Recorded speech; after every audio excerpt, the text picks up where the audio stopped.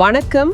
எகிப்தோட 10 வாதைகளை பத்தி நீங்க கொடுத்திருக்கிற சோர்சஸ நாம இன்னைக்கு கொஞ்சம் ஆழமா பார்க்கலாம். கண்டிப்பா. இது ஏதோ ஒரு பழைய மதக்கதை மாதிரி மட்டும் இல்லாம அதுக்குள்ள நிறைய அடுக்குகள் இருக்கு. ஆமா, இது வெறும் யாத்ராகமம் புத்தகத்தோட நிக்கல. இந்த சம்பவங்களுக்கு பின்னால இருக்கிற வரலாறு, அறிவியல் சாத்தியக்குழுகள், அப்புறம் இது எப்படி எகிப்தியர்களோட மொத்த நம்பிக்கையும் ஆட்டி பாத்துச்சுங்கிறதையும் நாம அலச போறோம். எனக்கு இதுல ரொம்ப ஆச்சரியமா பட்ட விஷயம் என்னன்னா, இந்த வாதைகளோட தாக்கம் அப்படியே புதிய ஏற்பாட்டுல எதிரொலிக்குது. ஆமா, குறிப்பா வெளிப்படுத்தின விசேஷம் புத்தகத்துல. அதேதான். யாத்ராகமத்துல ஆரம்பிச்சு உலகத்தோட முடிவை பத்தி பேசுற ஒரு புத்தகம் வரைக்கும் போற ஒரு த்ரில்லிங்கான பயணம் இது. வாங்க உள்ள போலாம். சரி, நாம இது ஒரு வரிசையா பார்க்கலாம். முதல் 4 வாதைகளும் ஒன்னோட ஒன்னு தொடர்புள்ளது மாதிரி இருக்கு. ஒரு சுற்றுச்சூழல் பேரழிவு மாதிரி, ஒரு டாமினோ எஃபெக்ட் மாதிரி. கரெக்ட். இதுல முதல் டாமினோ நைல் நதி ரத்தமா மாறினது. ஆரோன் தான் கோலால கண்ணிய தட்டுனதும் எகிப்தோட உயிர் நாடியான நைல் நதி முழுக்க ரத்தமா மாறிடுச்சு. மீன்கள் எல்லாம் செத்து மிதக்குதுன்னு யாத்ராகம சொல்லுது. இது எகிப்திய கடவுளான ஹாப்பி, அதாவது நைல் நதியோட கடவுளையே நேரடியா தாக்குற மாதிரி இருக்கு. ஆமா, இதுக்கு அறிவியல் ரீதியா சில விளக்கங்கள் சொல்றாங்க.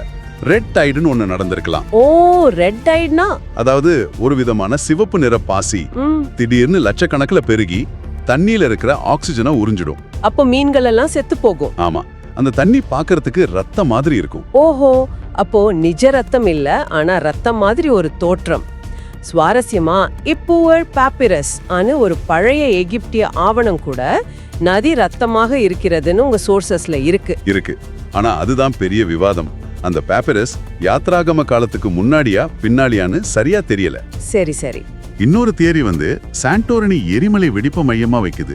அந்த எரிமலை சாம்பல் நதியில கலந்து தண்ணியோட நிறத்தை மாத்திருக்கலாம்னு சொல்றாங்க. ஆனா இதுலயும் காலவரிசை பிரச்சனை இருக்கு இல்லையா? இருக்கு. ஆனா பைபிள் சொல்ல வர்றது என்னன்னா, இது இயற்கையா நடந்திருந்தாலும் மோசே சொன்ன நேரத்துல சொன்ன மாதிரி நடந்ததுதான் அற்புதம். இந்த நதி ரத்தமா மாறின விஷயம் அப்புறமா வெளிப்படுத்தின விசேஷத்துல திரும்ப வருது, அப்படிதானே? ஆமா, அங்கதான் இந்த இணைப்பு ரொம்ப ஒழுவா தெரியுது. வெளிப்படுத்தின விசேஷம் 16ஆம் அதிகாரத்துல 2வது தூதன் தன்னோட கலசத்தை கடல்ல ஊத்துறப்போ அது செத்துப்போன ஒருத்தனோட ரத்தம் மாதிரி ஆகுதுன்னு சொல்லப்பட்டிருக்கு. ஓஹோ. வெளிப்படுத்தின விசேஷத்தை எழுதின யோவான் எகிப்துல நடந்த அந்த நியாய தீர்ப்பை ஒரு முன்மாதிரியா எடுத்து கடைசி காலத்துல நடக்க போற பெரிய நியாய தீர்ப்பை விவரிக்கிறாரு. புரியுது. டாமினோ விழுந்தாச்சு, நதி விஷமா மாறிடுச்சு. அடுத்தது என்ன? தவளைகள். இது முதல் வாதையோட நேரடி விளைவுதான். கெட்டுப்போன தண்ணியால தவளைகள் நைல விட்டு வெளியேறி நாடு முழுக்க பரவுது. படுக்கையற, சமையலறைன்னு எல்லா இடத்துலயும் தவளைகள். ஆமா, தவளத்தலையை கொண்ட ஹெகட்டுங்கிற அவங்களோட கருவுறுதல் கடவுளுக்கு இது ஒரு பெரிய அவமானம். யோசிச்சு பார்த்தா ஆமா, எங்க பார்த்தாலும் அவங்க கடவுள் செத்து அழுகி நாற்றம் அடிக்குது. கரெக்ட். இந்த சுற்றுச்சூழல் சங்கிலி தொடருது. தவளைகள் செத்ததும் அடுத்த வாதைகளான பேன்கள் அல்லது ஈக்கள் வருது. இதுல ஒரு முக்கியமான திருப்புமுனை வருது. 3வது வாதியான பேன்கள் வர்றப்போ எகிப்திய மன்றவாதிகளால் அது போல செய்ய முடியல. ஆமா, அது வரைக்கும் அவங்க முயற்சி பண்ணிட்டே இருந்தாங்க. ஆனா இந்த முறை அவங்களே பார்வோன் கிட்ட இது தேவனுடைய விரல், அதாவது இது மனுஷ சக்திக்கு அப்பாற்பட்டதுன்னு ஒத்துக்கிறாங்க. எக்ஸாக்ட்லி. அங்கதான் ஆட்டம் மாறுது. அப்புறம் 4வது வாக்கு வெறும் இயற்கை சீற்றம் இல்லைன்னு காட்டுது. ஆமா, இதுக்கு பின்னாடி ஒரு நோக்கம் இருக்குன்னு தெளிவா காட்டுது. இந்த தவளை, ஈ எல்லாம் வெளிப்படுத்தின விசேஷத்துல எப்படி பயன்படுத்தப்படுது? அங்க இதோட உருவகம் இன்னும் தீவிரமா மாறுது.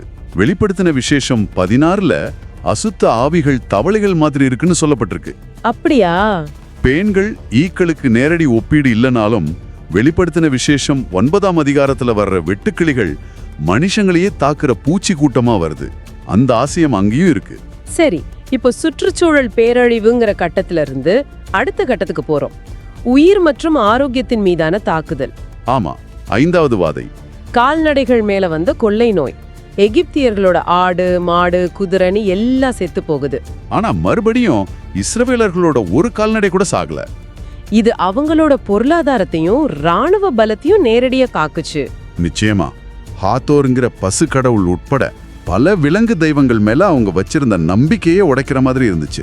இதுக்கு ஏதாவது அறிவியல் காரணம் இருக்கா? இதுக்கு ஆந்த்ராக்ஸ் மாதிரியான ஒரு நோய் காரணமா இருக்கலாம்னு சில ஆய்வாளர்கள் சொல்றாங்க. அது ரொம்ப வேகமா பரவி கால்நடைகளை கொல்லும். இந்த கொள்ளை நோய்ங்கிற வார்த்தை வெளிப்படுத்தின விசேஷத்துல வருதா? நேரடியாவே வருது. வெளிப்படுத்தின விசேஷம் 6ஆம் அதிகாரத்துல 4வது குதிரை வீரனோட பேர் மரணம். அவனுக்கு பட்டயம், பஞ்சம், அப்புறம் கொள்ளை நோயினால பூமியில இருக்கிறவங்கள கொல்ல அதிகாரம் கொடுக்கப்பட்டிருக்கு. ஓ, அதே வார்த்தை. ஆமா, யாத்ராகமத்துல வர்ற அதே வார்த்தை இங்க உலகளாவிய அழிவோட ஒரு பகுதியா வருது. கால்நடைகளுக்கு பிறகு அந்த நோய் மனுஷங்களுக்கே வருது. 6வது வாதை கொப்புளங்கள். ஆமா, மோசேயும் ஆரோனும் சாம்பல வாரி இறக்க அது எகிப்தியர்கள் மிருகங்கள் மேல எல்லாம் வலியுள்ள கொப்புளங்களா மாறுது. இதுல அவமானகரமான விஷயம் என்னன்னா, மந்திரவாதிகளால மோசேக்கு முன்னாடி நிக்க கூட முடியல. ஏன்னா அவங்களுக்கே கொப்புளங்கள் வந்துடுச்சு. இதுக்கும் 5வது வாதைக்கும் ஒரு தொடர்பு இருக்கலாம்னு சொல்றீங்க? இருக்கலாம். கால்நடைகளுக்கு வந்த ஆந்த்ராக்ஸ் மனுஷங்களுக்கும் பரவி தோல் புண்களை, அதாவது கொப்புளங்களை ஏற்படுத்த முடியும். ஆனா இதுல இறையியல் இணைப்பு தான் ரொம்ப தெளிவா இருக்கு, ரொம்ப நேரடியானது. வெளிப்படுத்தின விசேஷம் 16.2ல முதல் தூதன் தன் கலசத்தை ஊத்துறப்போ மிருகத்தோட முத்திரைய வச்சிருக்கிறவங்க மேல பொல்லாத கொடிய புண் உண்டாகுதுன்னு சொல்லப்பட்டிருக்கு. கிட்டத்தட்ட அதே வார்த்தைகள், அதே தண்டனை. யாத்ராகமத்தின் நேரடி பிரதிபலிப்பாது. ஆமா, அடுத்த கட்டம் இன்னும் பயங்கரமா இருக்கு. இப்போ தாக்குதல் பூமி ஆரோக்கியங்கிறத தாண்டி வானத்துக்கே போகுது. பிரபஞ்ச சக்திகளோட வெளிப்பாடு. 7வது வாதை நெருப்பு கலந்த கல்மழை. எகிப்துல கல்மழைங்கிறதே ரொம்ப அபூர்வம். ஆமா, இத பயிர்கள், மனுஷங்க, மிருகங்கள்னு எல்லாத்தையும் அழிக்குது. மறுபடியும் கோசேன் பகுதி மட்டும் பாதுகாப்பா இருக்கு. இது வானிலை கடவுளான சேத் போன்ற தெய்வங்களுக்கு ஒரு சவால். இதுக்கும் அந்த சாண்டோரினி எரிமலை தியரிய சிலர் இணைக்கிறாங்க இல்லையா? ஆமா, எரிமலை சாம்பல் வளிமண்டலத்தோட மேலடுக்குல உறைஞ்சி பெரிய பனிக்கட்டிகளா விழுந்திருக்கலான்னு ஒரு கருத்து இருக்கு. ஆனா வெளிப்படுத்தின விசேஷத்துல இருக்கிற ஒற்றுமை தான் ஆச்சரியம். ரொம்ப ஆச்சரியம். வெளிப்படுத்தின விசேஷம் 8.7ல இரத்தம் கலந்த பல்மழையும் நெருப்பும் பூமியில கொட்டப்பட்டுச்சுன்னோ, அப்புறம் 16.21ல தாளந்து நிறையுள்ள பெரிய கல்மழை மனுஷங்க மேல பெஞ்சதுன்னு விவரிக்கப்பட்டிருக்கு. ஒரு தாளந்துன்னா கிட்டத்தட்ட 30 கிலோவுக்கு மேல. கற்பனை பண்ணி பார்க்கவே முடியல. அந்த கல்மழையில தப்பிச்ச கொஞ்ச நஞ்ச செடிகளையும் அழிக்கிறதுக்கு வருது 8வது வாதை, வெட்டுக்கிளிகள். ஒரு ஸ்கெப்டிக் கேட்கலாம், வெட்டுக்கிளி படையெடுப்பு அந்த பகுதியில சகஜம்தானே, இதுல என்ன அற்புதம்னு. உங்க சோர்சஸ் இதுக்கு என்ன பதில் சொல்லுது? நல்ல கேள்வி. பைபிள் சொல்ல வர்றது அந்த நிகழ்வோட நேரத்தையும் தீவிரத்தையும் தான். மோசே எச்சரிச்ச மறுநாளே. ஓ, அந்த டைமிங். ஆமா, அது வரைக்கும் யாரும் பாத்திராத அளவுக்கு ஒரு பெரிய வெட்டுக்கிளி படை வந்து மிச்ச மீதி இருந்த எல்லாத்தையும் தின்னுத்திருக்குது. நிலைமை கருப்பா தெரிஞ்சதுன்னு யாத்ராகமம் சொல்லுது. அப்போ அந்த நேரமும் அளவும் தான் இத தெய்வீக செயலா காட்டுது. சரியா சொன்னீங்க. வெளிப்படுத்தின விசேஷத்துல வர்ற வெட்டுக்கிளிகள் இன்னும் பயங்கரமானவை இல்லையா? ஆமா, அங்க உருவகம் உச்சத்துக்கு போகுது. வெளிப்படுத்தின விசேஷம் 9ஆம் அதிகாரத்துல பாதாளத்திலிருந்து வர்ற வெட்டுக்கிளிகளுக்கு ஒரு வினோதமான தோற்றம் இருக்கு. அதுங்க பயிர்களை சாப்பிடாதா? சாப்பிடாது. பதிலா தேவனுடைய முத்திரை இல்லாத மனுஷங்களை 5 மாசத்துக்கு சித்திரவதை பண்ணுன்னு சொல்லப்பட்டிருக்கு. அடேங்கப்பா. யாத்ராகமத்தோட உருவகம் இங்க மனிதர்களை நேரடியா தாக்குற ஒரு அமானுஷ்ய சக்தியா மாத்தப்பட்டிருக்கு. இப்போ 9வது வாதைக்கு வரோம். இது எனக்கு ரொம்பவே திகிலூட்டுற ஒரு விஷயம். 3 நாட்கள் நீடித்த இருள். இது சாதாரண இருள் இல்ல, தொட்டு உணரக்கூடிய இருள்னு சொல்லப்பட்டிருக்கு. அதை எப்படி புரிஞ்சுக்கிறது? ஒரு பெரிய புழுதி புயலா இருக்கலாம், இல்லனா எரிமலை சாம்பல் மேகம் சூரியனை முழுசா மறைச்சிருக்கலாம். எதுவா இருந்தாலும் அது ஒரு முழுமையான அடர்த்தியான இருள். இது எகிப்தோட முதன்மை கடவுளான சூரிய கடவுள் ராவுக்கு நேரடியான சவால். ஆமா, உங்க சக்தி வாய்ந்த கடவுள் எங்க போனாருன்னு கேக்குற மாதிரி. இதுலயும் இஸ்ரேவேலர்கள் இருந்த இடத்துல மட்டும் வெளிச்சம் இருந்துச்சு. ஆமா, இந்த இருளும் வெளிப்படுத்தின விசேஷத்துல வருது. 5வது கலசம் மிருகத்தோட சிங்காசனம் மேல ஊற்றப்படும் போது அதன் ராஜ்யம் இருள் அடைந்ததுன்னு வெளிப்படுத்தின விசேஷம் 16:10 சொல்லுது. இங்கேயும் இருளுங்கிறது வெறும் வெளிச்சம் இல்லாத நிலை இல்ல, அது தேவனுடைய நியாய தீர்ப்பின் அடையாளம், குழப்பம் மற்றும் அதிகார இழப்பின் சின்னம். சரி, இப்போ கடைசி மற்றும் எல்லாவற்றையும் விட தீர்க்கமான வாதைக்கு வந்துட்டோம். 10வது வாதை, தலைப்பிள்ளைகளின் மரணம்.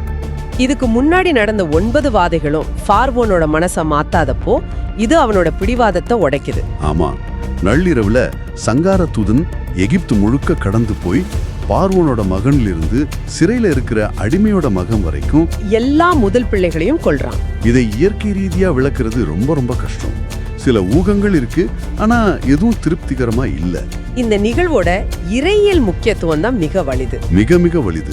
அது என்னன்னா, இஸ்ரவேலர்கள் மட்டும் எப்படி தப்பிக்கிறாங்கங்கிறது தான். அவங்க ஒரு ஆட்டுக்குட்டியை அடிச்சு அதோட ரத்தத்தை அவங்க வீட்டு நிலைக்கால்கள்ல பூசணும். ஆமா, அந்த ரத்தத்தை பாக்குற சங்கார தூதன் அந்த வீட்டை கடந்து போவான். Pass over. இதுதான் பஸ்கா பண்டிகையோட ஆரம்பம். இதுதான் மிக முக்கியமான இணைப்பு.